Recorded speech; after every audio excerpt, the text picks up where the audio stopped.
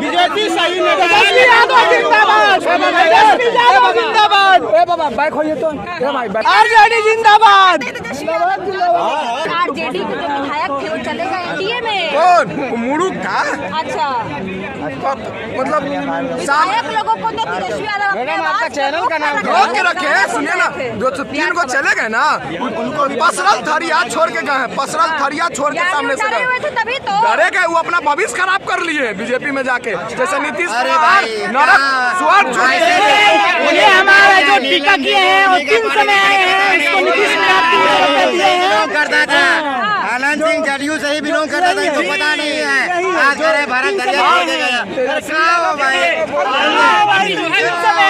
एक ही नेता को सपोर्ट करती है, इसलिए वो छोड़ के चला गया। क्योंकि किसको बनाना चाहते हैं भैया? आप किसको बनाना चाहते हैं? आरजेडी में और कोई नेता नहीं है। किसको बनाना चाहते हैं भैया? यादव के बाद कोई नेता पैदा नहीं हुआ।